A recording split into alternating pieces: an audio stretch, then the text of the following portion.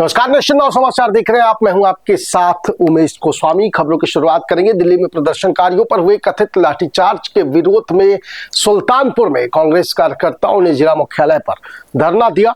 जिलाध्यक्ष अभिषेक सिंह राणा के नेतृत्व में कार्यकर्ताओं ने डीएम कार्यालय के सामने बैठकर केंद्र सरकार के खिलाफ जमकर नारेबाजी की।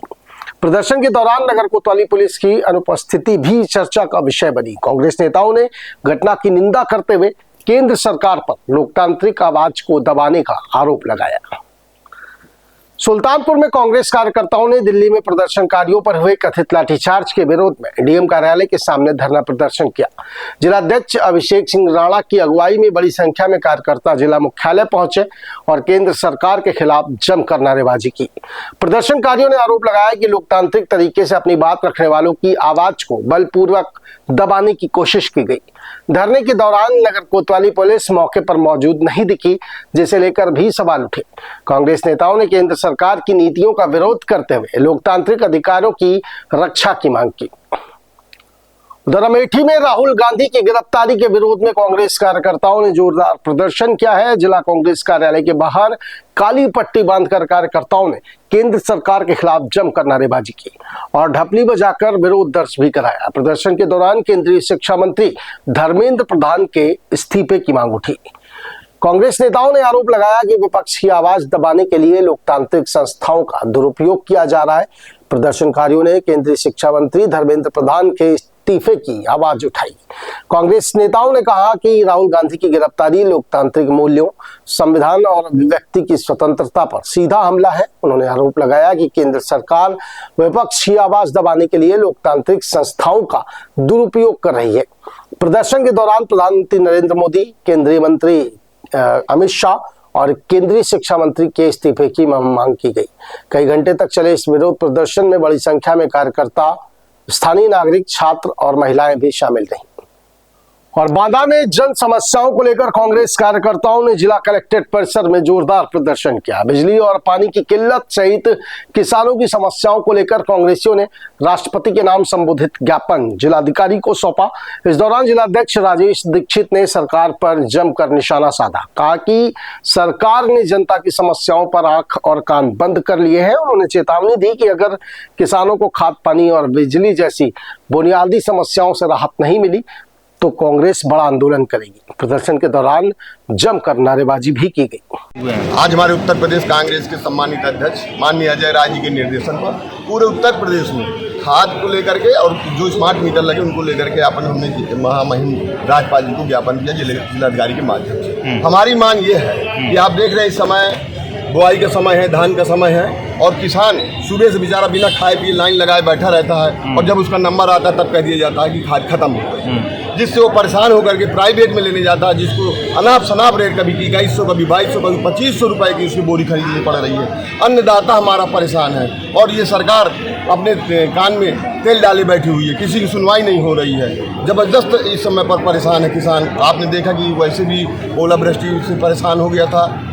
अब इधर जब बुआई का समय आया तो धान में पानी तो खैर मिल गया, लेकिन अब खाद नहीं मिल रही है। बिना खाद के धान नहीं पैदा हो रहा है या अन्य गल्ला नहीं पैदा हो रहा है। दूसरी बात यह है कि जो स्मार्ट मीटर लगे हुए हैं, इन्होंने प्रीपेड मीटर तो बंद करा दिए हम लोग की मांग पर, लेकिन स्मार्ट मीटर लगे हैं वो इतनी तेज़ चलते हैं कि जिनका सेटिंग है उनका तो ठीक है, जो गरीब लोग हैं जिनकी ऊपर तक पहुंच नहीं है वो जनता बहुत परेशान है। कई घरों में जहां पर 300, 400, 500 बिल आता था वहाँ पे 1500, 2000 बिल आ रहा। मतलब लोग बहुत परेशान हैं, अपने खाना नहीं खा पा रहे, उसको बचा करके बिल जमा करने के लिए परेशान हैं, उनके बच्चे परेशान। इसलिए हम लोग की मांग है कि ये दोनों समस्याएं जल्द से जल्द निपटाइए, अन्यथा हम लोग धरना प्रदर्शन के लिए बाध्य होंगे, जिसकी जिम्मेदारी।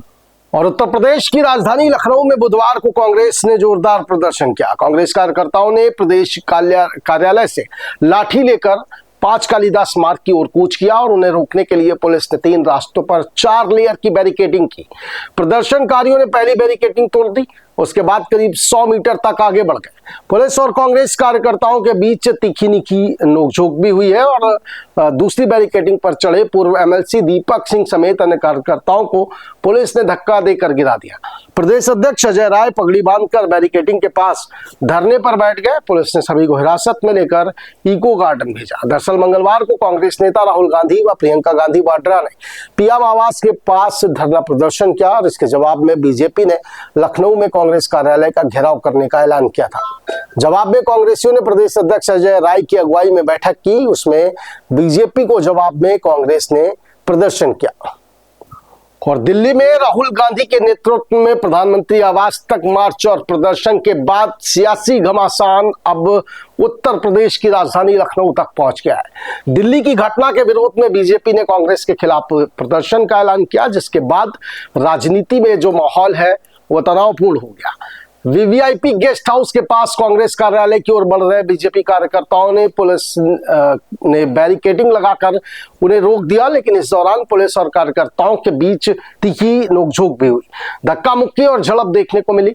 उधर कांग्रेस कार्यकर्ताओं ने भी जवाबी प्रदर्शन करते हुए मुख्यमंत्री आवास की ओर कूच करने की कोशिश की, जिसे पुलिस ने बीच रास्ते में रोक दिया। दोनों दलों के आमने सामने आने से पूरे इलाके में भारी पुलिस बल तैनात करना पड़ा और कई नेताओं व कार्यकर्ताओं को हिरासत में लिया गया। दिल्ली में राहुल गांधी और अन्य कांग्रेस नेताओं के प्रधानमंत्री आवास के बाहर प्रदर्शन और हिरासत के बाद देश के कई राज्यों में विरोध प्रदर्शन तेज हो गए हैं। दिल्ली के जंतर मंतर पर प्रदर्शन कर रहे छात्रों के साथ कथित लाठीचार्ज के विरोध में औरैया में राष्ट्रीय अधिकार मंच ने जोरदार प्रदर्शन किया है। संगठन ने राष्ट्रपति के नाम संबोधित ज्ञापन एसडीएम को सौंपकर मामले की निष्पक्ष जांच, छात्रों पर दर्ज मुकदमे वापस लेने और नीट पेपर लीक के दोषियों पर सख्त कार्रवाई की मांग की है। सदर तहसील पहुंचे राष्ट्रीय अधिकार मंच के जिला अध्यक्ष एडवोकेट अतेंद्र पांडे ने समर्थकों के साथ नारेबाजी की, एसडीएम को ज्ञापन सौंपा। उन्होंने कहा कि छात्र अपनी मांगों को लेकर शांतिपूर्ण प्रदर्शन कर रहे थे, लेकिन उनके साथ बल प्रयोग किया गया। संगठन ने नीट पेपर लीक की निष्पक्ष जांच, दोषियों पर कड़ी कार्रवाई और छात्रों के खिलाफ दर्ज मुकदमे वापस लेने की मांग की। विमल पांडे एडवोकेट, राष्ट्रीय अधिकार मोर्चा जिला अध्यक्ष औरैया। आज आप यहाँ एसडीएम ऑफिस में आए, कार्यालय में आए, किस वजह से आए, किस वजह से आपकी प्रदर्शन की? मैंने राष्ट्रपति महोदय को संबोधित माननीय जिलाधिकारी महोदय के नाम ज्ञापन आज उप जिलाधिकारी महोदय औरैया को सौंपा है, जिसमें मेरी प्रमुख मांग ये है कि नीट परीक्षा में जो लगातार पेपर लीक की घटनाएं आ रही थी, उनसे छात्रों का भविष्य अंधकारमय है और उनका पढ़ने के क्रम में बहुत ज़्यादा हतोत्साहित हो रहे हैं, जिसके चलते कई छात्रों ने आत्महत्या की है। इसके लिए हमने अपना ज्ञापन सौंपा है राष्ट्रीय अधिकार मोर्चा पार्टी की तरफ से कि जंतर मंतर पर जो छात्रों के साथ अभद्रता हुई है, जो पिटाई हुई है, उनके खिलाफ जो मुकदमे लिखे गए हैं, उन मुकदमों को तुरंत वापस लिया जाए, छात्रों को न्याय दिया जाए और धर्मेंद्र प्रधान को तत्काल नैतिकता के आधार पर इस्तीफा दे देना चाहिए। इससे कम में किसी प्रकार की कोई समझौता की बात नहीं है।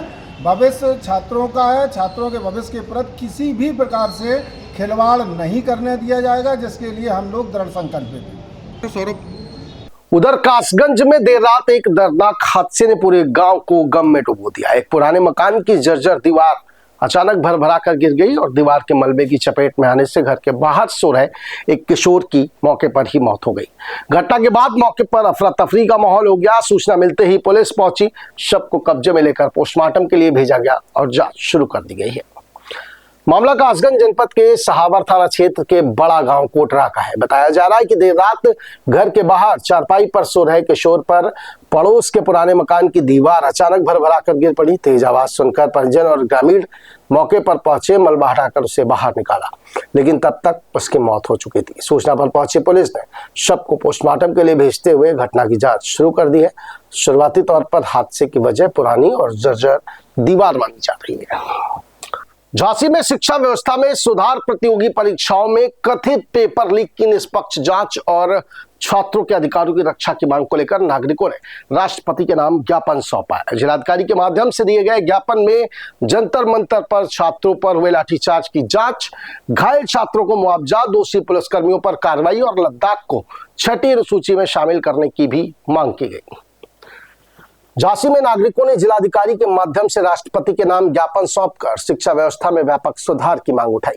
ज्ञापन में कहा गया कि नीट, एसएससी और सीयूईटी जैसी प्रतियोगी परीक्षाओं में कथित पेपर लीक और अनियमितताओं से लाखों करोड़ों छात्रों का भविष्य प्रभावित हुआ है। मांग की गई कि परीक्षा प्रणाली को पूरी तरह पारदर्शी बनाया जाए और दोषियों के खिलाफ सख्त कार्रवाई हो।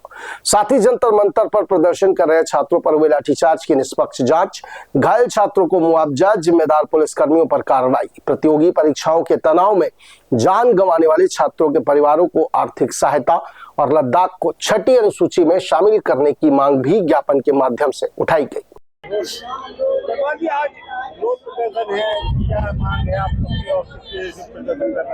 आज जो ये प्रदर्शन हमने किया है, भारत के अंदर जो शिक्षा प्रणाली को लेकर जो परीक्षाएं और पेपर लीक हो रहे हैं, उसको लेकर आज ये ज्ञापन दिया है।